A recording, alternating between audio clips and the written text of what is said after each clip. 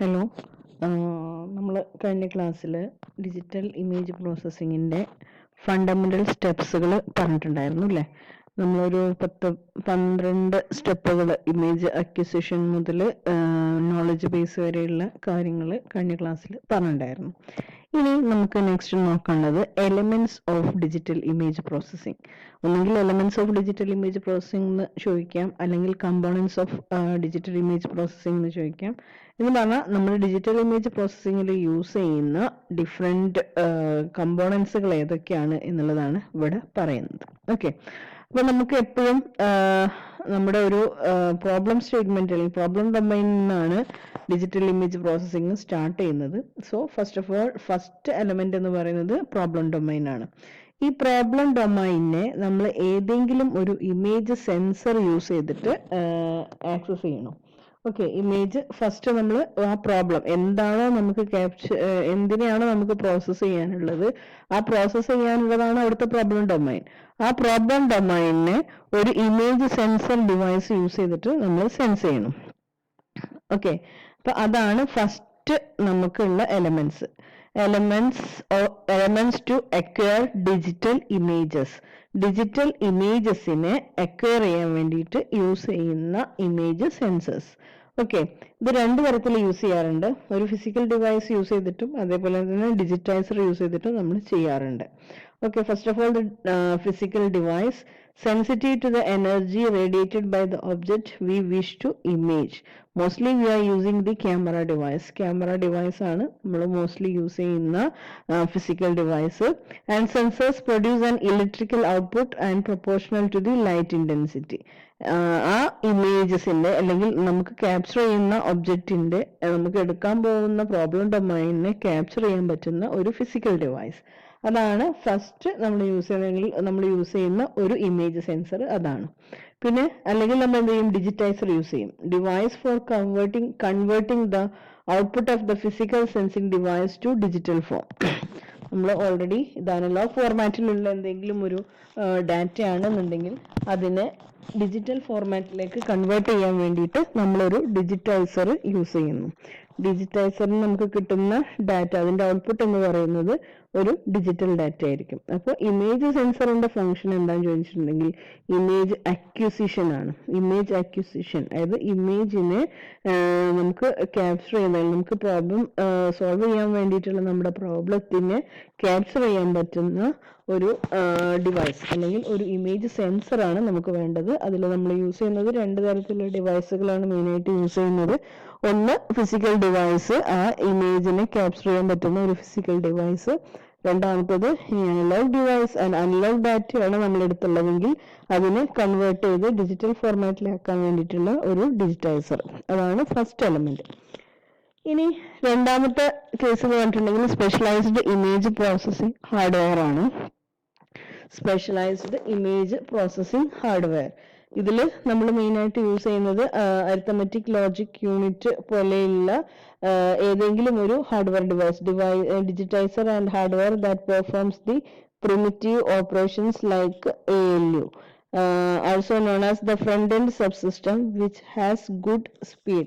നമ്മൾ normal processing സ്പീഡിനേക്കാളും കുറച്ചും കൂടെ സ്പീഡപ്പ് ആയിട്ടുള്ള ഒരു ഇമേജ് പ്രോസസ്സിംഗ് ഹാർഡ്വെയർ ആണ് നമുക്ക് രണ്ടാമതായിട്ട് യൂസ് ചെയ്യുന്ന കമ്പോണന്റ്. തേർഡ് വൺ എന്ന് പറഞ്ഞിട്ടുണ്ടെങ്കിൽ നമ്മുടെ കമ്പ്യൂട്ടറാണ്.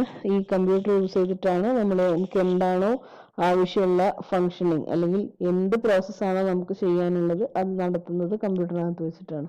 In a general purpose computer can be personal computer to super computer. നമ്മുടെ പ്രോബ്ലം ഡൊമൈനെ ബേസ് ചെയ്തിട്ട് അത് പേഴ്സണൽ കമ്പ്യൂട്ടർ മുതൽ സൂപ്പർ കമ്പ്യൂട്ടർ വരെ ആവാം.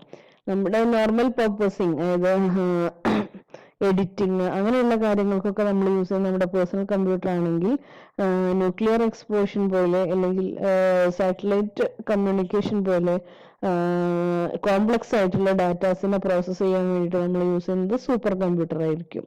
Should suitable for offline IP task. നമ്മളത് ഓഫ്ലൈൻ IP ടാസ്ക് യൂസ് ചെയ്തിട്ടാണ് ആ കാര്യങ്ങളൊക്കെ ചെയ്യുന്നത്. ദെൻ അടുത്തത് വേണ്ടത് കറസ്പോണ്ടിങ് ആയിട്ടുള്ള ഒരു സോഫ്റ്റ്വെയർ ആണ്. Specialised modules that perform the specific task. ഇപ്പോൾ നമുക്ക് ഇമേജിൻ്റെ എഡിറ്റിംഗ് പ്രോസസ്സൊക്കെ ആണെന്നുണ്ടെങ്കിൽ നമ്മൾ ഫോട്ടോഷോപ്പ് പോലെയുള്ള ഡിവൈസസുകളൊക്കെ യൂസ് ചെയ്യും.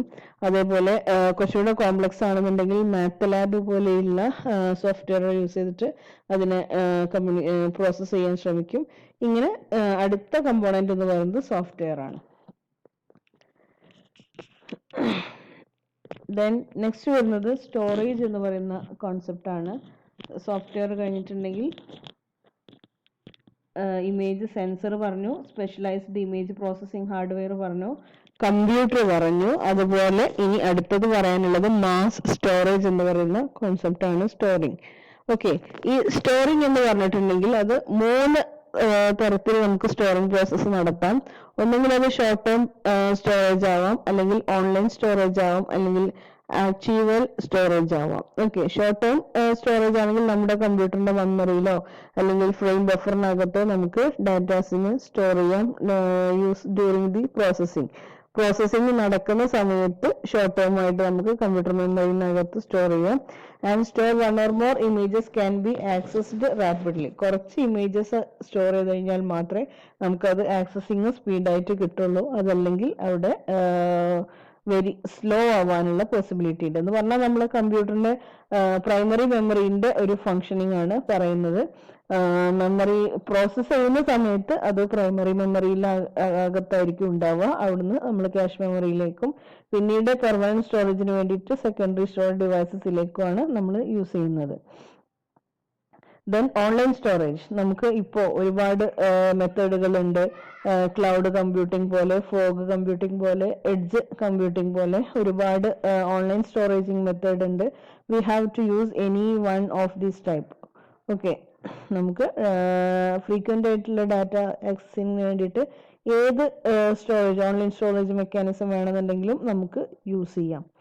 Then it is very relatively fast and recall. നമ്മുടെ കമ്പ്യൂട്ടറിനകത്തുള്ള മെമ്മറിക്ക് വലിയ പ്രോബ്ലംസ് ഒക്കെ അറിയാതെ, അല്ലെങ്കിൽ നമുക്ക് ഡാറ്റ നമുക്ക് ആവശ്യമുള്ള സമയത്ത് തന്നെ ഏത് കമ്പ്യൂട്ടിംഗ് സ്റ്റോറേജ് ആണെങ്കിലും, ക്ലൗഡ് കമ്പ്യൂട്ടിംഗ് ആണെങ്കിൽ പോലും നമുക്ക് ആക്സസ് ചെയ്യാൻ ഈസി ആയിട്ട് ആക്സസ് ചെയ്യാം. പക്ഷെ നമുക്ക് ആ ഒരു അക്കൗണ്ട് പോസിബിലിറ്റിക്ക് ചെറിയൊരു എമൗണ്ട് നമ്മൾ പേയബിൾ ആയിരിക്കണം എന്ന് മാത്രം. പക്ഷെ എന്നാലും നമ്മൾ നമ്മുടേതായിട്ടുള്ള മെമ്മറി പ്രോസസ് ചെയ്യുന്നതിനനുസരിച്ച് കോംപ്ലക്സ് ആവുന്നതിനനുസരിച്ച് മെമ്മറി സൈസ് കൂട്ടുന്നതിന് പകരം വെർച്വൽ മെമ്മറീസ് യൂസ് ചെയ്യുകയാണെന്നുണ്ടെങ്കിൽ ഇറ്റ് ഈസ് മോർ എഫക്റ്റീവായിട്ട് നമുക്കതിനെ യൂസ് ചെയ്യാൻ പറ്റും. ഓക്കെ, ദെൻ നെക്സ്റ്റ് വരുന്നത് archival storage are characterised to infrequent access. അതായത് permanent storage, secondary storage devices ആണ് ആക്ച്വൽ സ്റ്റോറേജിൽ പറയുന്നത്. ഏതെങ്കിലും ഒരു സെക്കൻഡറി സ്റ്റോറേജ് മെത്തേഡ് യൂസ് ചെയ്തിട്ട് permanent storage in our computer itself, നമ്മുടെ ഡിവൈസിൽ തന്നെ സ്റ്റോറിങ് ചെയ്യുന്നതാണ് ആർച്ചിവൽ സ്റ്റോറേജിനകത്ത് പറയുന്നത്. ഓക്കെ, അപ്പൊ അതാണ് മാസ് സ്റ്റോറേജ് എന്ന് പറയുന്ന കോൺസെപ്റ്റിൽ പറയണേ. ഇനി ഇമേജ് ഡിസ്പ്ലേ ഇമേജസ് എന്ന് പറഞ്ഞിട്ടുണ്ടെങ്കിൽ അവിടെ കളർ ഇമേജസ് ഡിസ്പ്ലേ വരാം, അതേപോലെ തന്നെ ബ്ലാക്ക് ആൻഡ് വൈറ്റ് വരാം, ഗ്രാഫിക്കൽ എഫക്റ്റുകൾ നമുക്ക് യൂസ് ചെയ്യാം. These are the another part of the digital image processing. Image software പറഞ്ഞു. ഇമേജ് ഡിസ്പ്ലേസ് ആണ് അടുത്ത് വരുന്നത്. ഇമേജ് ഡിസ്പ്ലേസിനകത്ത് എന്തൊക്കെ ടൈപ്പ് വരാം, അതായത് കളർ ഇമേജ് ഡിസ്പ്ലേസ് വരാം, അതേപോലെ തന്നെ ബ്ലാക്ക് ആൻഡ് വൈറ്റ് വരാം, എഫക്റ്റുകൾ വരാം. Then it is based on our problem, എന്താണോ നമ്മുടെ പ്രോബ്ലം അതിനെ ബേസ് ചെയ്തിട്ട് നമുക്ക് എങ്ങനെ വേണമെന്നുണ്ടെങ്കിലും എഫക്റ്റീവായിട്ട് ഡിസ്പ്ലേ പ്രോസസ്സിങ് ചെയ്യാം. ഇനി അത് നമുക്ക് സോഫ്റ്റ് കോപ്പി ആയിട്ടാണെന്നുണ്ടെങ്കിലാണ് ഇമേജ് ഡിസ്പ്ലേസ് നമ്മൾ യൂസ് ചെയ്യുന്നത്. അതല്ല ഹാർഡ് കോപ്പി ആയിട്ടാണെന്നുണ്ടെങ്കിൽ used for recording images and we have to use the laser printers use ചെയ്തിട്ട് നമുക്കതിനെ പെർമനന്റ് സ്റ്റോറേജ് എന്ന് പറയുന്ന കോൺസെപ്റ്റിൽ പെർമനന്റ് നമ്മുടെ അടുത്ത് അതിനൊരു ഹാർഡ് കോപ്പി എന്നുള്ള രീതിയിലും നമുക്ക് പ്രൊവൈഡ് ചെയ്ത് കിട്ടും. അതിനുവേണ്ടി ഹാർഡ് കോപ്പി ഡിവൈസസും നമ്മൾ യൂസ് ചെയ്യുന്നുണ്ട്. These all are the different elements of the digital image processing. നമ്മൾ ഫസ്റ്റ് സ്റ്റാർട്ട് ചെയ്യുന്നത് പ്രോബ്ലം ഡൊമൈൻ മുതലാണ്. പ്രോബ്ലം ഡൊമൈൻ മുതൽ ഇമേജ് സെൻസർ യൂസ് ചെയ്തിട്ട് അതിനെ സെൻസ് ചെയ്യുന്നു. Then specialized image processing hardware use ചെയ്തിട്ട് കുറച്ചുകൂടെ സ്പീഡപ്പ് ആവുന്ന രീതിയിൽ അതിനെ കൺവേർട്ട് ചെയ്യുന്നു. Then we have to process by using the computer, arithmetic logic unit use ചെയ്തിട്ട് നമ്മളതിനെ കമ്പ്യൂട്ടിങ് ചെയ്യുന്നു. ദെൻ മാസ് സ്റ്റോറേജിങ്ങിലേക്ക് പോകുന്നു. കറസ്പോണ്ടിങ് ആയിട്ടുള്ള സോഫ്റ്റ്വെയർ യൂസ് ചെയ്തിട്ട് കമ്പ്യൂട്ടിംഗ് പ്രോസസ്സുകൾ നടത്തി മാസ് സ്റ്റോറേജ് മെത്തേഡിലേക്ക് പോകുന്നുണ്ട്. Image displace and hard copy. ഇത്രയാണ് നമ്മുടെ എലമെന്റ്സ് ഓഫ് ഡിജിറ്റൽ ഇമേജ് പ്രോസസ്സിനകത്ത് പറയുന്നത്. ഓക്കെ, നെക്സ്റ്റ് നമുക്ക് ഫണ്ടമെന്റൽ സ്റ്റെപ്സിലേക്ക് തന്നെ കുറച്ചുകൂടി ഡീറ്റെയിൽ ആയിട്ട് പോകാനുണ്ട്. ഹ്യൂമൻ ഐസ് എങ്ങനെയാണ് വർക്കൗട്ട് ചെയ്യുന്നത് എന്നുള്ള കാര്യങ്ങളൊക്കെ നമുക്ക് ജസ്റ്റ് പറയാനുണ്ട്. നെക്സ്റ്റ് വീഡിയോയിൽ പറയാം. ഓക്കെ.